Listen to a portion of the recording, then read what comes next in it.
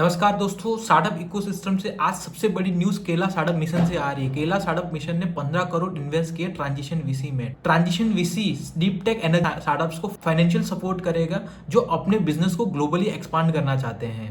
अनूप अंबिका जो कि सीईओ हैं केरला स्टार्टअप मिशन के, उन्होंने बताया कि इस कोलैबोरेशन से लोकल एंड नेशनल लेवल के डीप टेक एनर्जी ट्रांसमिशन के स्टार्टअप्स को फाइनेंशियल सपोर्ट, मेंटरिंग सपोर्ट और बेस्ट इंडस्ट्री के मेंटर्स का एक्सेस मिलेगा।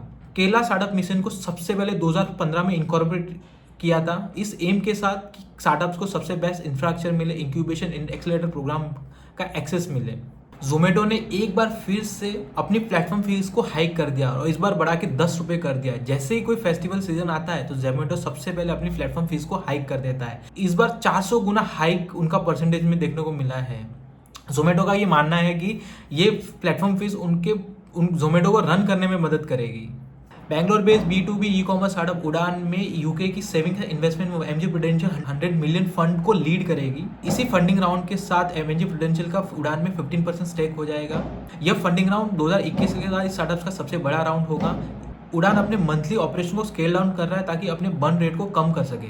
एको के कुछ अर्ली इन्वेस्टर आज कंपनी से एग्जिट ले रहे हैं। उनमें से कुछ हैं नारायण मूर्ति का कैटरन वेंचर्स। एको की लास्ट वैल्यूएशन 1.4 बिलियन थी और आज जो कुछ इन्वेस्टर की सेकेंडरी हो रहे हैं वो 5 से 10% के डिस्काउंट पे होने वाले हैं। यूएस का जनरल अटलांटिक वेंचर आज एडिशनल स्टेक बाय करने का प्लान कर रहा है एको में। इवन हेल्थकेयर ने $30 मिलियन का सीरीज ए राउंड रेस किया है खोसला वेंचर और दूसरे वीसी फर्म से। इसी फंडिंग राउंड के साथ इवन हेल्थकेयर ने अभी तक $15 मिलियन फंड रेस कर दिया है।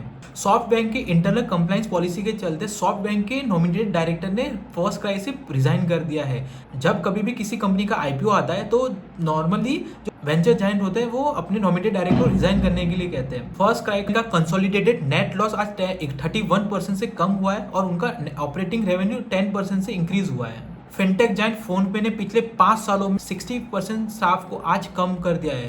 पहले सपोर्ट टीम में 1100 एजेंट थे और आज कम होकर 400 जितने ही रह गए हैं। ये सब पॉसिबल हुआ है एआई ड्रिवन ऑटोमेशन की वजह से। आज फोनपे में कस्टमर की जितनी भी कंप्लेंट्स आती है 90% चैटबॉट के थ्रू रिजॉल्व की जाती है। फाइनेंशियल ईयर 2024 में फोनपे का नेट लॉस 28% से कम हुआ है और उनका रेवेन्यू 74% से बढ़ा है। इंडिया एक्सेलेरेटर और फिनबॉल और बहुत सारे इन्वेस्टर ने मिल के एडवांस मोबिलिटी स्टार्टअप में $3 मिलियन की फंड इन्वेस्ट किया है। इस फंडिंग का एडवांस मोबिलिटी अपने ऑपरेशन को एक्सपांड करने में करेगा। एडवांस मोबिलिटी एक फ्लीट रन करता है मेनली उबर के प्लेटफॉर्म पे। हम सब ने नावी का तो नाम सुना ही है। नावी को सचिन बंसल ने को फाउंड किया हुआ है। नावी ने अपने 1 लाख करोड़ के बॉन्ड को जो इश्यू किया था अब उसको कैंसिल कर दिया है। कुछ दिन पहले आरबीआई ने 4 एनबीएफसी कंपनी को नए लोन इश्यू करने से मना कर दिया। टाइटन कैपिटल ने 3350 करोड़ का नया फंड क्लोज किया है। इस फंड को वो एग्जिस्टिंग पोर्टफोलियो कंपनीज में इन्वेस्ट करेंगे। एवरेज चेक साइज होगा 15 करोड़ और ऐसी 20 कंपनी में इन्वेस्ट करेंगे।